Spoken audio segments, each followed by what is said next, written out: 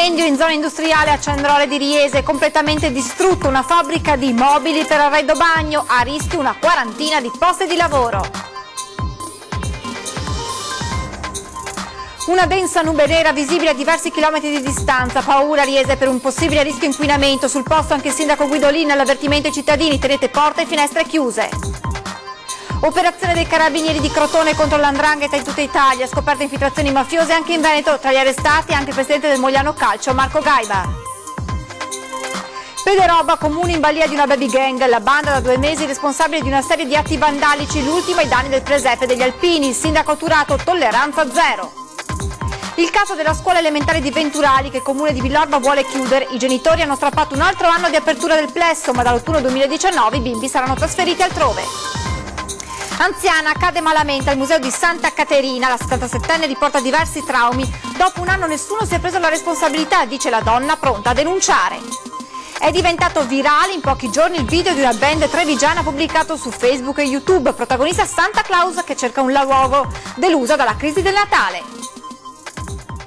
Telespettatori di Antenna 3, buonasera e ben ritrovati con l'edizione trevigiana dei nostri telegiornali. Lo avete sentito anche dai titoli, in primo piano il vasto incendio scoppiato questa mattina in zona industriale a Cendrole di Riese, completamente distrutta una fabbrica che realizza mobili per l'arredo bagno, a rischio una quarantina di posti di lavoro, si teme anche per possibili conseguenze ambientali.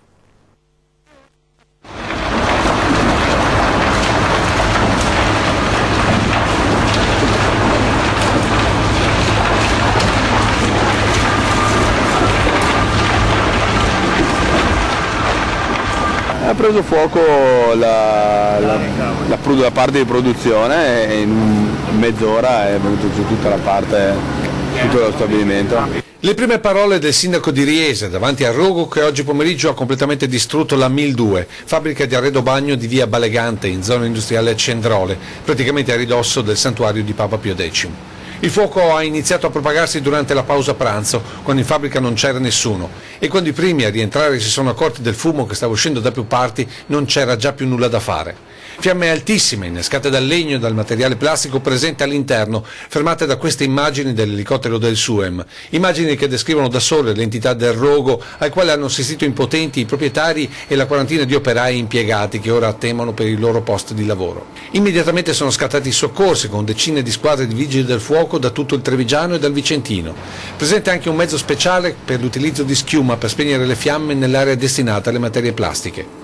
Oltre 50 i pompieri all'opera, tutti con respiratore, mentre sul posto l'ARPA va provveduto subito ad analizzare l'aria. Presente un'ambulanza del 118, anche se per fortuna non c'è stato alcun ricovero. Feriti nessuno per fortuna, perché là erano in pausa pranzo e in un periodo di inventario, però l'azienda è molto danneggiata. Sindaco che ha provveduto subito a verificare possibili pericoli per la popolazione. Noi abbiamo fatto un'ordinanza, a livello cautelativo abbiamo detto alle persone di stare chiuse in casa con le finestre chiuse, adesso con i tecnici dell'ARPA stiamo valutando il da farsi. Il materiale che viene usato dall'azienda che fa arredo bagno non è di tipo pericoloso, grossa parte tratta di legname, di truciolato appunto, quindi non dovrebbero esserci problemi di sorte.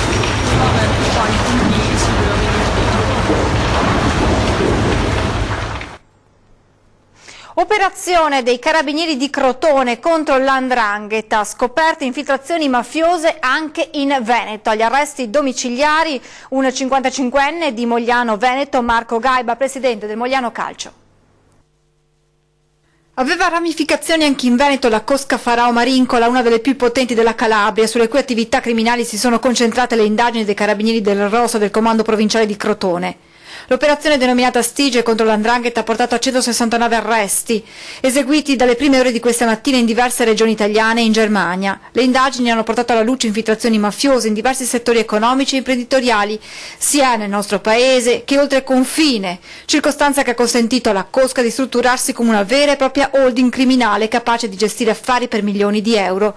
Gli arresti riguardano presunti affiliati e favoreggiatori dell''ndrangheta in Italia e appunto in Germania. Nel corso dell'operazione sono stati anche sequestrati beni ritenuti riconducibili alla cosca calabra per oltre 50 milioni di euro. Si tratta di patrimoni, spiegano gli investigatori, accumulati illecitamente nel corso degli anni. Ed ora ci spostiamo a Pederobba, dove da 2 mesi una baby gang sta tenendo sotto scacco il paese a colpi di atti vandalici. L'ultimo, lo scempio al presepe degli Alpini di Onigo, determinato il sindaco Turato. Tolleranza zero nei confronti dei responsabili, ma anche dei loro genitori. Non hanno rispetto per niente e per nessuno, e l'hanno dimostrato l'altra notte, devastando completamente il presepe che gli Alpini di Onigo allestiscono ogni anno in una delle sommità del Castellir. Un vero e proprio scempio della sacra rappresentazione, con immagini strappate dal terreno e fatte volare lungo la collina, o prese a calci fino a spezzarle. L'ennesimo raid di una baby gang che da più di 2 mesi sta imperversando a Pederobba. Una situazione intollerabile per il sindaco Marco Turato, che commenta così le immagini di un altro raid vandalico alle scuole e agli impianti sportivi di Onigo. Ma non è il valore economico del danno che fa male, proprio trattare la roba di tutti in questa maniera qua, proprio spacca fuori tutto. Mi fa venire i nervi questa gente. Vandalismi da giovani bulli che in tanti hanno visto ma che nessuno ha il coraggio di denunciare. Ha un po' paura perché oramai alcuni di questi ragazzi non hanno paura del prossimo, non hanno rispetto del prossimo, come non hanno rispetto della cosa degli altri, non hanno rispetto delle persone. Solo segnalazioni anonime come l'altro giorno per l'istituto comprensivo. Voci di corridoio mi dicono che sia una compagnia di ragazzini del paese che provano con questi danni. Io voglio fare un appello a tutti i cittadini del mio comune che diamoci una mano e cerchiamo di evitare che questi ragazzini possano continuare per questa strada. Le piante si raddrizzano da piccole, quando sono grandi ormai è tardi. E le devastazioni messe a segno in questi mesi variano da una fabbrica a ridosso della Luxottica con tutti gli insitori aperti all'interno degli uffici, alla chiesetta dell'Eremo di Sant'Elena dove hanno rotto le finestre e scoperchiato parte del tetto.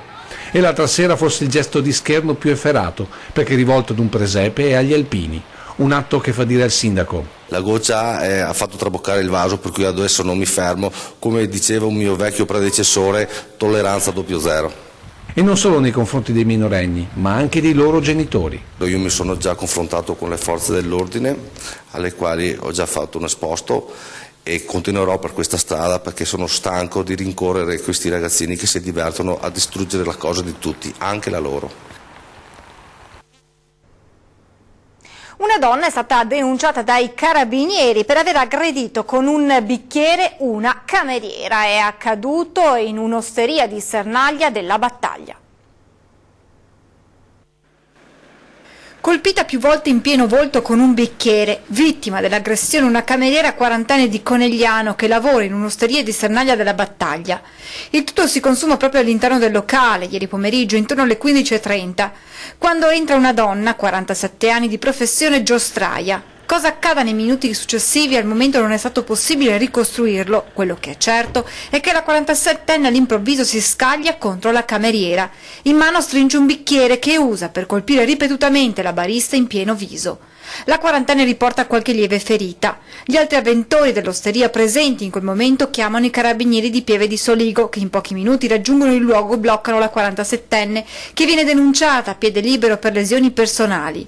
Ora i militari stanno cercando di rintracciare i clienti che hanno assistito all'aggressione, ma che all'arrivo della pattuglia si sono dileguati. Le loro testimonianze potranno aiutare gli investigatori a ricostruire quanto accaduto.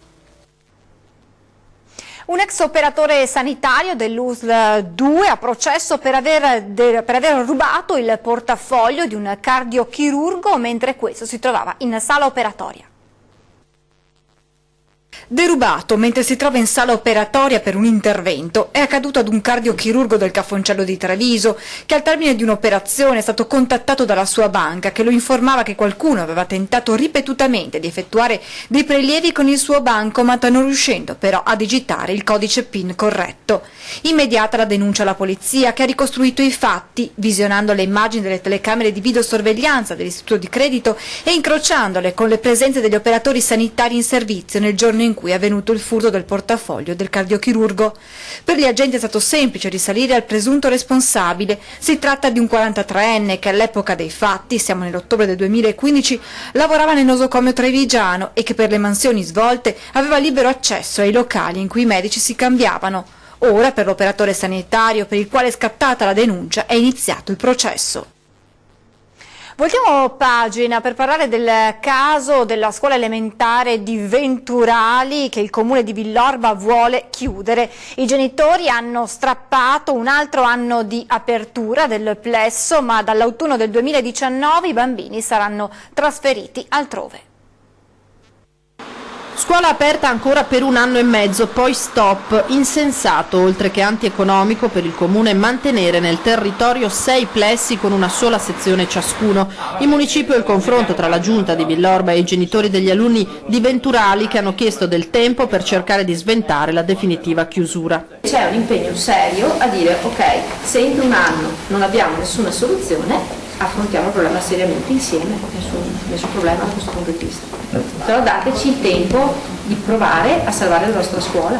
Concessione che il sindaco Marco Serena ha deciso di fare. Con una lettera inviata alla dirigente dell'istituto comprensivo si annuncia che la Giacomo Matteotti rimarrà aperta fino al 30 giugno 2019, poi stop. Insomma, siamo venuti fuori dalla riunione con la prospettiva di un ulteriore anno di proroga. Ma poi la scuola di Venturali ha necessità di metterci le mani, ha bisogno di restauri, per cui un altro anno iscriveremo l'ultima prima e dopodiché per la fine del 19 è prevista la chiusura dell'istituto. Dal settembre 2019 gli alunni di Venturali troveranno dunque posto altrove, le altre 5 scuole elementari sono state messe a norma e sono più che sufficienti, dice il sindaco, a ospitare i 130 bambini che si prevede si iscrivano il prossimo anno in prima nell'intero territorio comunale. Se ci fosse stata la fusione, quella scuola sarebbe rimasta aperta?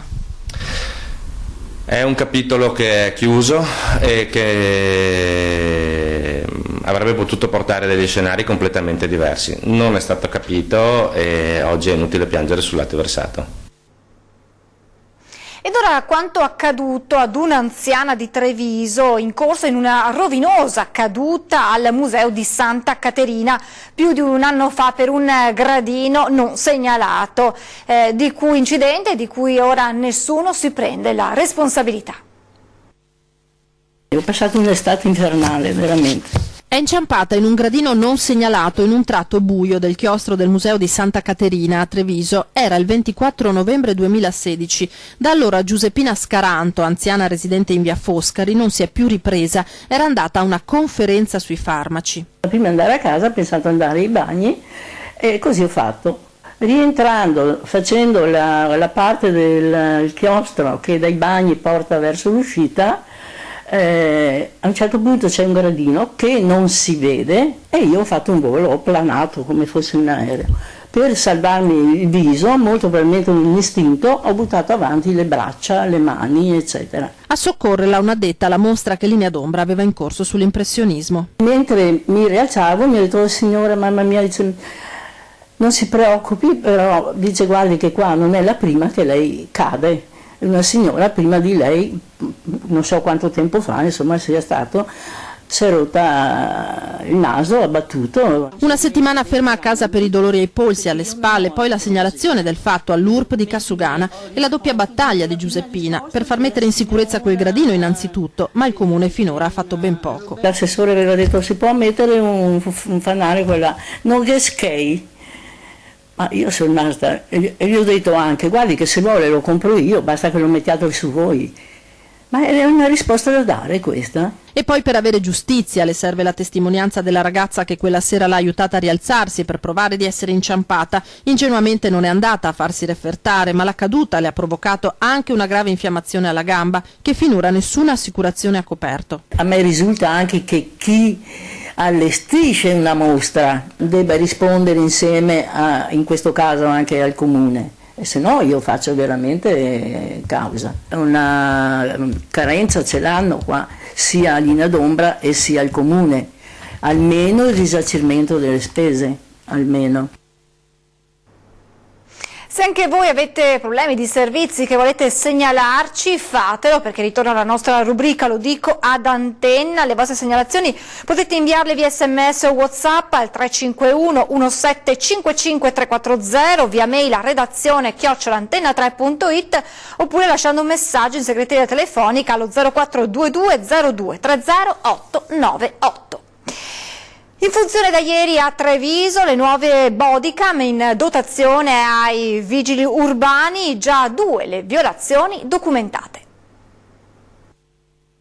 Miettono le prime vittime le bodycam della polizia locale di Treviso, le telecamere letteralmente indossate dai vigili urbani sulle divise. Entrate in funzione ieri pomeriggio hanno già immortalato un automobilista contromano e uno spacciatore di stupefacenti. Occhi elettronici che si aggiungono a quelli delle 135 telecamere fisse già installate in città. Treviso è il primo capoluogo di provincia Veneto a dotarsi di queste apparecchiature che hanno già fatto il loro esordio ad Abano Terme. Ieri pomeriggio 4 agenti le hanno agganciate al giubbotto compiendo i consueti pattugliamenti della città. Le microcamere, in costante collegamento con la centrale operativa del comando della polizia locale, registrano in continuazione e consentono, in caso di evento di rilievo, di salvare gli ultimi 10 minuti, documentando, come è avvenuto ieri pomeriggio, un veicolo che procedeva lungo le mura in senso inverso al consentito, oppure le dichiarazioni di un soggetto trovato in possesso di stupefacenti, materiale utile alle successive contestazioni.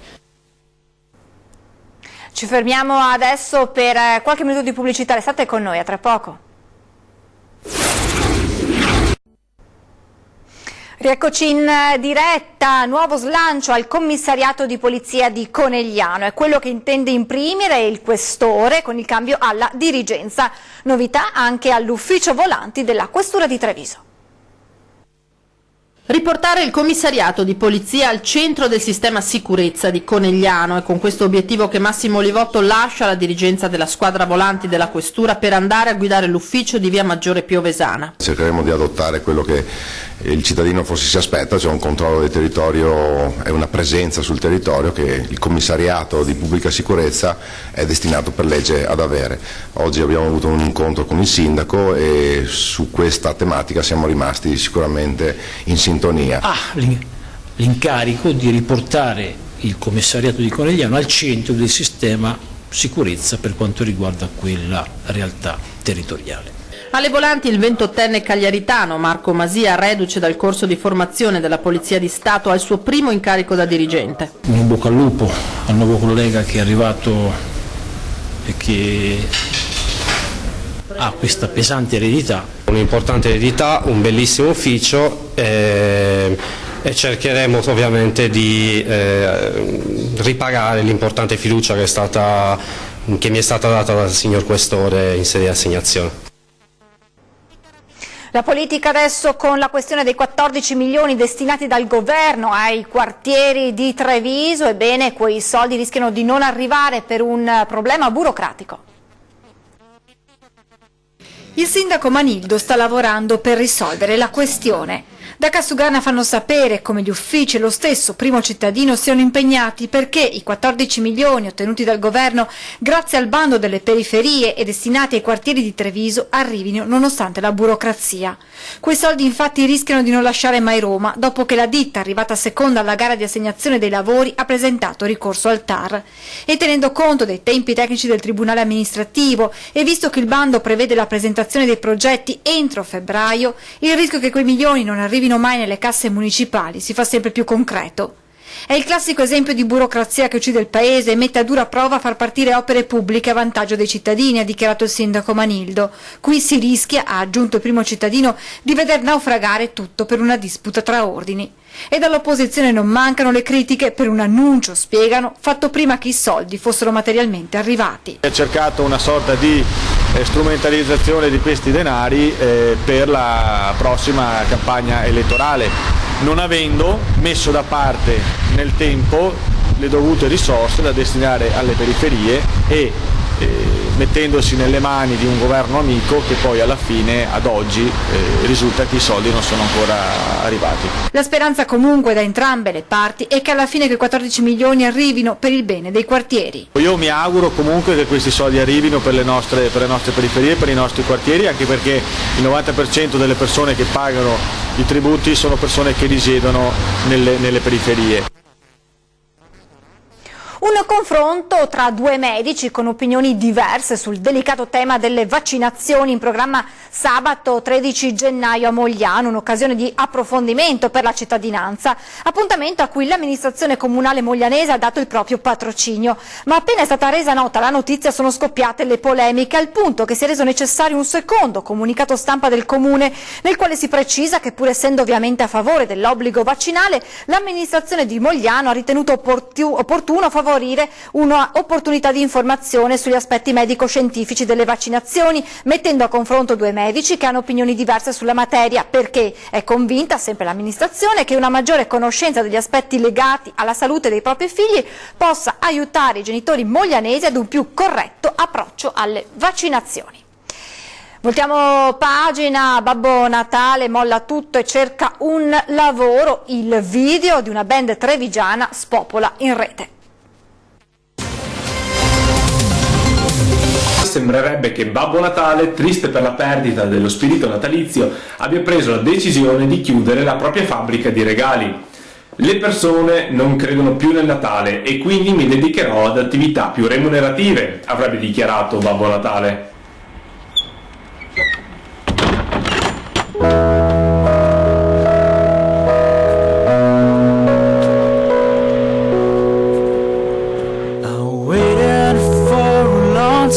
Tempi duri anche per Santa Claus e allora il babbo più famoso molla tutto e ci prova, colloqui di lavoro e via. Spazzino, infermiere, cassiere, ma la vita è difficile. L'hanno pensata così, con il sorriso, l'ironia, la crisi del Natale. Loro sono i Save Christmas, band di Motta di Livenza che ha realizzato il video a ridosso delle feste, immagini diventate virali su Facebook e YouTube.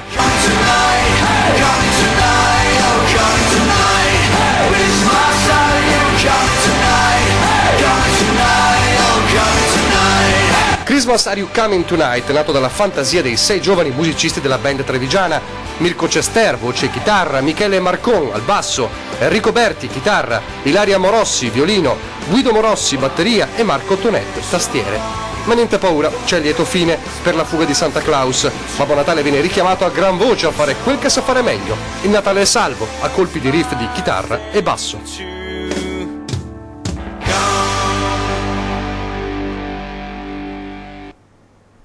A proposito di Natale, una tradizione che non muore è quella dei presepe, tanti quelli che ci avete inviato, realizzati nella Marca. Allora vediamo quello che è stato fatto a Santa Maria del Rovere.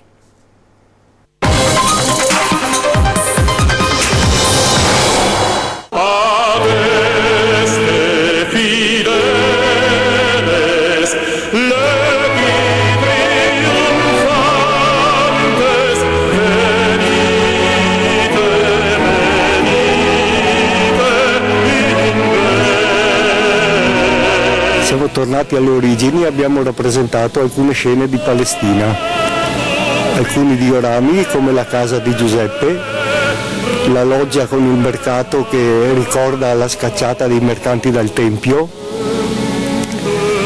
il Monte Calvario con le 3 croci che è l'epilogo alla nascita e quindi alla resurrezione.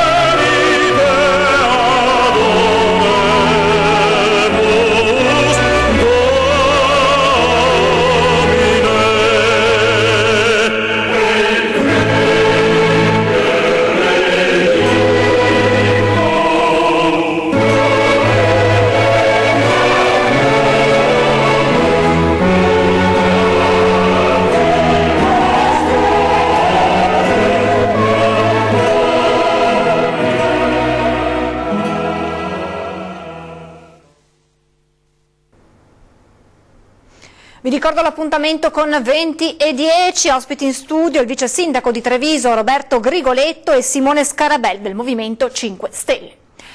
Con le notizie da Treviso ci fermiamo qui, io vi lascio le previsioni del tempo, grazie per essere stati con noi e buona serata naturalmente su Antena 3.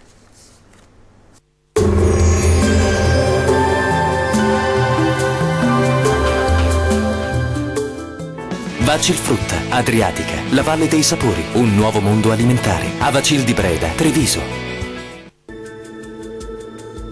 Torna ad essere stabile e per lo più asciutto il tempo sul nostro territorio, tuttavia con frequenti riduzioni della visibilità sulle pianure. Vediamo il dettaglio del 10 gennaio. Sul Veneto nebbie e nubi basse diffuse un po' ovunque, specie nella prima parte della giornata, solo in parziale sollevamento col passare delle ore, più spazi soleggiati sul Bellunese e sui settori meridionali della nostra regione. Le temperature massime saranno comprese tra 7 e 11 gradi, valori minimi tra 2 e 6 gradi circa. Spostiamoci ora a vedere che tempo farà sul Friuli Venezia Giulia. Al mattino foschie e nebbie sulle pianure centro-meridionali della nostra regione, spesso resistenti per tutto l'arco della giornata, più spazi soleggiati sui restanti settori. Le temperature massime saranno comprese tra 9 e 12 gradi, valori minimi tra 5 e 7 gradi circa. Spostiamoci infine a vedere che tempo farà sul Trentino Alto Adige. Il tempo sarà asciutto e stabile, qualche foschia e nubi basse sulle vallate al mattino, ma migliorerà presto. Cielo sereno o poco nuvoloso altrove. Le temperature massime saranno comprese tra 2 e 7 gradi, valori minimi tra lo 0 e i 3 gradi circa. Il mare sarà mosso, localmente poco mosso nel Golfo di Trieste, i venti deboli nord-occidentali sulle zone costiere e moderati al largo. Dal meteo per ora è tutto, arrivederci!